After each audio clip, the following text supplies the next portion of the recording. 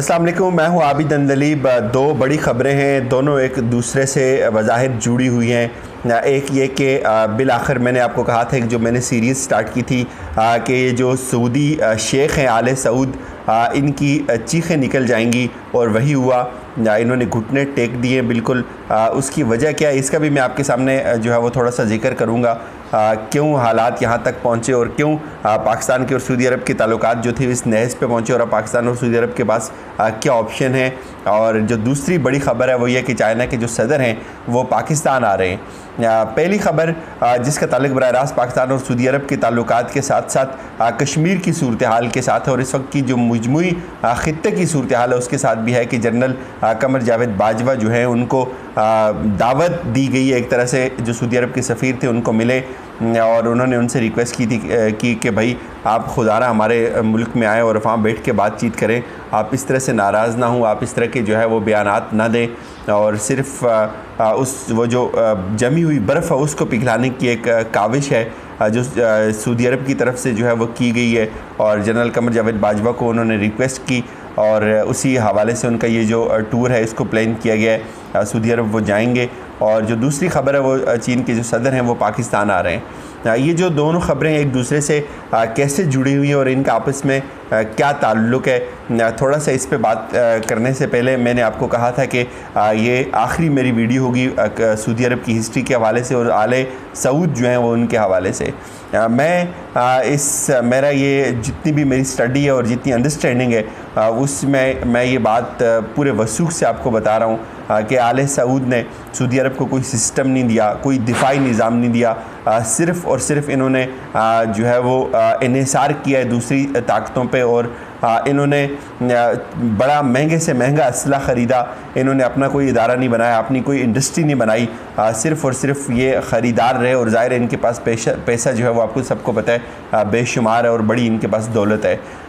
एक और दूसरी बात यह कि ये किसी भी तलातम के आगे नहीं ठहर सकते। इनकी कोई इक्विप्ड आर्मी नहीं है, इनके पास कोई प्रोफेशनल आर्मी नहीं है। इनको हमेशा पाकिस्तान की ज़रूरत रहती है और रहेगी।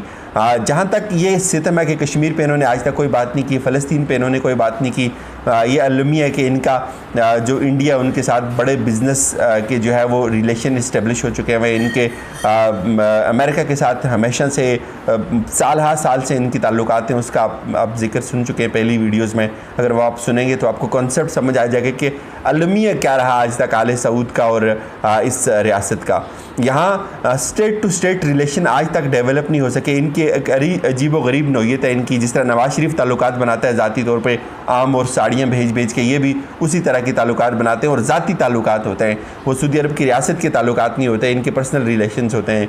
चाहे वो डोनाल्ड ट्रंप के साथ हों, चाहे वो मोदी के साथ हों, चाहे वो किसी दूसरे मुल्क के किसी हुक्मरान के साथ हों, ये रियासत के ताल्लुकात नहीं बनते। और चाहे वो पाकिस्तान के साथ हों, ये एक इनकी तवील तारीख़ है। इस तरह के रियासती ताल्लुकात के इनको शायद कोई कॉन्सेप्ट ही नहीं। और मैं आपको बताऊं कि ये लोग सोचने के एतबार से भी जो है वो महरूम है।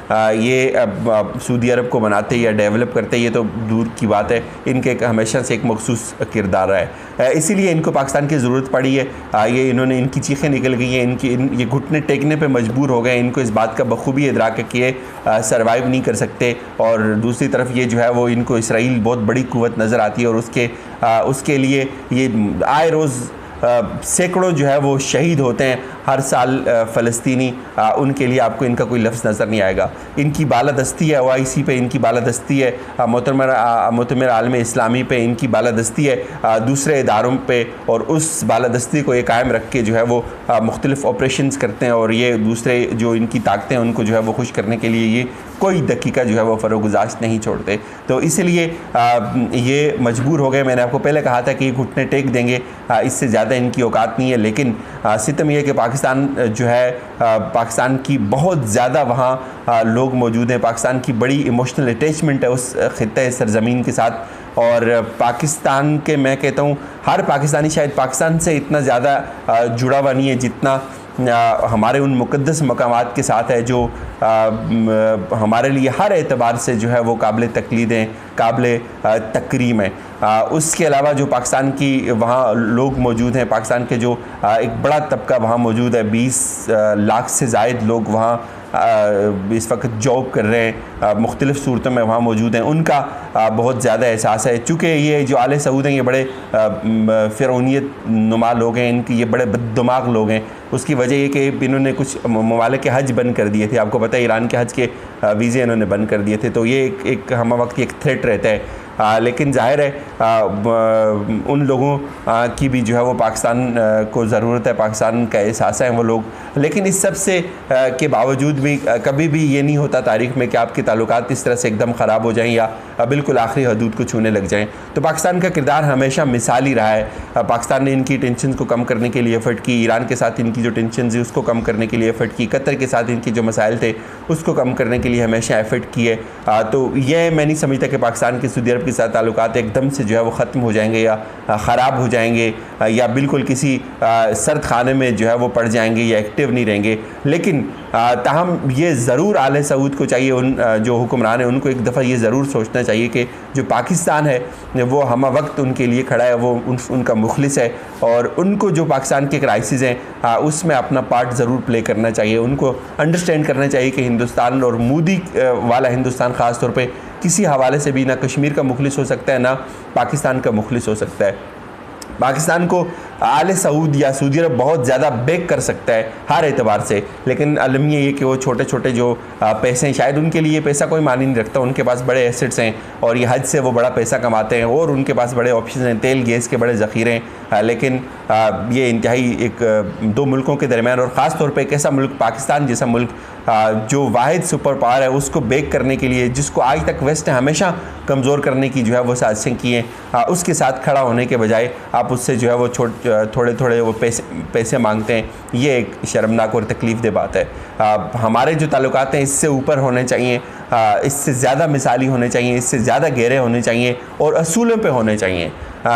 किसी की मनमानी पे नहीं होनी चाहिए, किसी की ज़ाती ख्वाहिशात पे नहीं होने चाहिए। सितम ये रहा आज तक इस पाकिस्तान का कि यहाँ नवाज़ शरीफ टाइप जैसे लीडर आए और जिन्होंने हमेशा ज़ाती ताल्लुकात को और ज़ाती बिज़नेस एम्पायर्स खड़े किए और अपने ताल्लुकात बनाए, लेकिन कभी भी उन्होंने इस रियासत का नहीं सोचा। आज तक अगर हमारे सऊदी अरब के साथ ताल्लुकात असूलों पर होते, जिस तरह रियासतें एक दूसरे के साथ इंटरेक्ट करती हैं, तो शायद हमें ये वक्त ना देखना पड़ता। तो उसी सिलसिले में बाजवा सब वहाँ जा रहे हैं। और जो दूसरी खबर है वो इससे भी इम्पोर्टेंट है कि चीन के जो सदर हैं, जो इस वक्त बज़ाहिर डोनाल्ड ट्रंप से जिनकी हैसियत जो है वो ज़्यादा है, मैं आपको बताऊं चीन का इम्पेक्ट पूरी दुनिया में अमेरिका से इस वक्त बढ़ चुका हुआ है। चीन इस वक्त पूरी दुनिया में एक इकनॉमिक पार जो है वो तस्लीम हो चुका हुआ है और इसी हवाले से कुछ अर्सा पहले हिंदुस्तान के लोग और बड़ी शादियाने बजा रहे थे जी कि मोदी बड़े फ्रंट मोर्चों पे चले गए तो जो चीन के सदर थे उनकी फ़ौज इसलिए बहुत ज़्यादा मायूस है। उनके सदर जो है वो लद्दाख में चीन की फ़ौज को बैक करने के लिए नहीं आए थे, तो उनके अंदर बड़ी मायूसी पाई जाती थी। हमेशा भारत का क्लेम था कि वो पाकिस्तान को तनहा कर रहे हैं, लेकिन अल्हम्दुलिल्लाह ये बहुत बड़ी डेवलपमेंट आप देखिएगा। जिस दिन ये दौरा जो है वो अपने हतमी मरहल में होगा, ज़ाहिर है इससे पहले कुछ मीटिंग्स होनी है, उसका शेड्यूल बनना है, उसका पूरा प्रोटोकॉल फ़ाइनल होना है। तो उस वक्त आप देखिएगा कि इंडियन मीडिया की कितनी चीखें निकलेंगी, क्या उनकी हालत होगी और क्या इंडियंस की हालत होगी।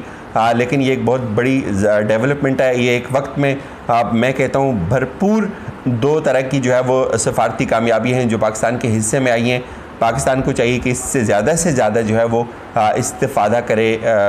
ज़ाहिर है सीपेक एक बड़ी इम्पोर्टेंस रखता है इस पूरे रीजन के लिए, बल्कि अगर आप इस रीजन की बात करें तो रीजन से मुराद सिर्फ एशिया नहीं है, ये साउथ एशिया नहीं है। इसके साथ जितने भी इसकी कनेक्टिंग स्टेट्स हैं, यूरोप है, अफ्रीका है और उससे आगे फिर मेडिटेरेनियन से आगे जितने भी इसके रूट्स बनते हैं। तो इसलिए पाकिस्तान के पास एक बड़ा ही सुनहरी मौका है कि पाकिस्तान इससे सीखे, इससे इस्तिफ़ादा करे।